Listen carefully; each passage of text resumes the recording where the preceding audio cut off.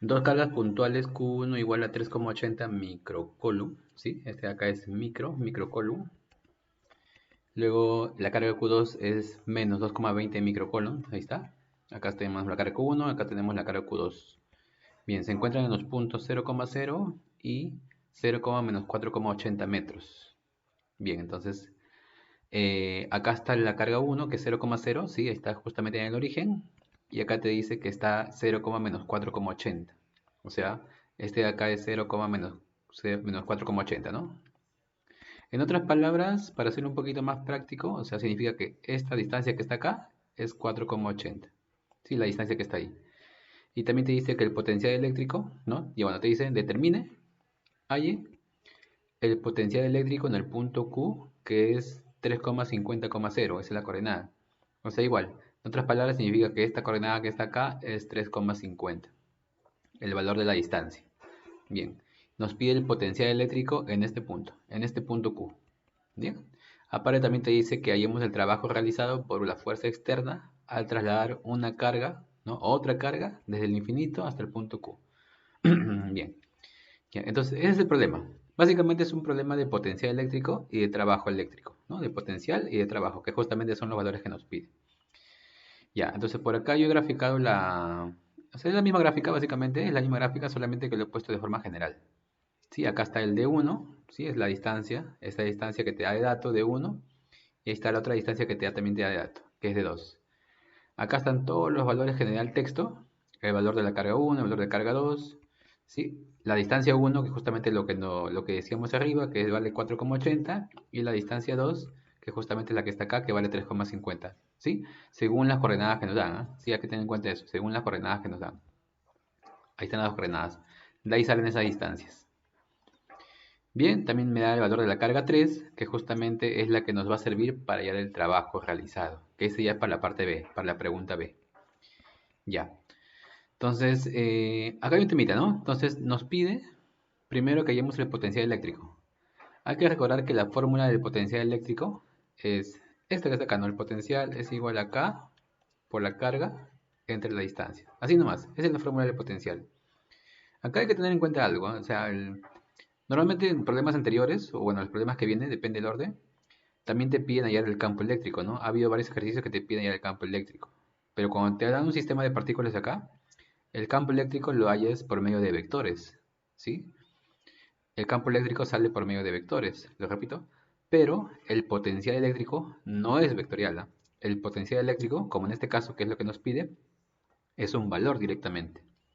Por eso es importante tener en cuenta que en el caso del potencial, como en este caso, no es vectorial, o sea, la carga se pone con todo y signo, ¿sí? Hay que tener en cuenta eso, tener cuidado con eso. La carga se pone con todo y signo, ¿sí? O sea, si la carga es negativa, entonces el potencial al momento de reemplazar se tiene que poner también negativo. Bien, cosa que no sucedía con el campo. Eso lo aclaro porque a veces hay confusión ahí. O sea, el campo sí es por medio de vectores, pero el potencial no. El potencial se reemplaza directo y sale más sencillo. Calculadora y se acabó, ¿no? Como se puede ver acá que chiquito. Bien, entonces eso es lo que vamos a hacer. Si nosotros nos pide el potencial en el punto Q, entonces tenemos que hallar el potencial en el punto Q con respecto a la carga 1 y con respecto a la carga 2, ¿no? Si hubiera más cargas, también con respecto a cada carga. Y simplemente lo sumamos, ¿no?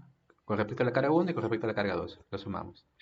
Entonces hacemos la formulita K por Q1 entre R1, o sea, para la carga 1, más K por Q2 entre R2, o sea, para la carga 2.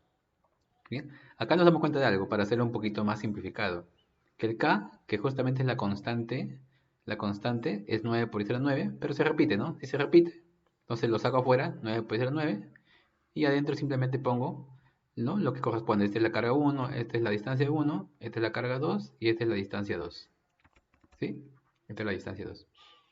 Este era el K, ¿no? Que lo factoricé, lo saqué afuera. Ya bueno, la carga 1, ahí está de dato, ahí está la de dato. La distancia 1, este R1. Esto hay que darnos cuenta del gráfico, ¿no?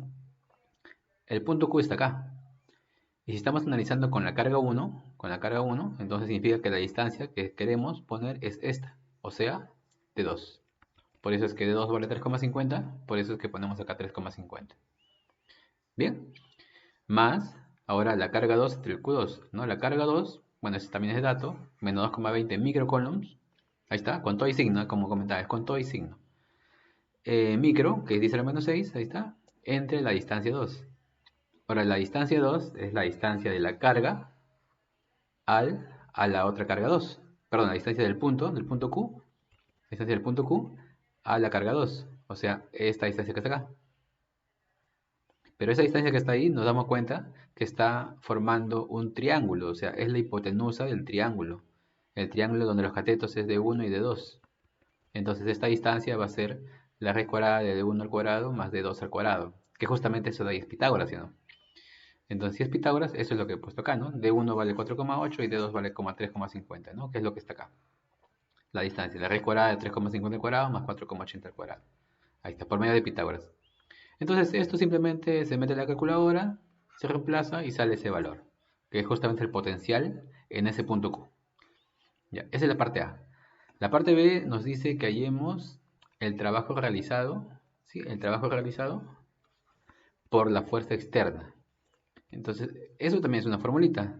El trabajo realizado por una fuerza externa, ahí te dice, ¿eh? Ahí te dice, al trasladar una carga desde el infinito hasta el punto Q. O sea, desde el infinito hasta el punto Q. Ahí está, entonces, eso es lo que tenemos acá. El trabajo desde el infinito hasta el punto Q. Y esta es fórmula, ¿no? Es el valor de la carga que vas a trasladar, ¿sí? Es la carga 3, porque ese es el valor de la carga nueva que vas a trasladar, ¿no? Esta es la otra carga. Ahí está. Esa es la carga que vas a trasladar. Multiplicado por el potencial en Q menos el potencial en infinito. Ahí está. Potencial en Q. Siempre es el... Cuando es con respecto a un trabajo a una fuerza externa, como en este caso, ahí decía el enunciado fuerza externa. Si acá tienes Q, esa es la que va primero, el potencial de Q. Menos, al inicio tienes infinito, entonces es el que va segundo, el potencial en el infinito. Como comentaba, esto es fórmula, ¿no? Bueno, la carga 3 nos da el dato, ese era el dato que nos daba.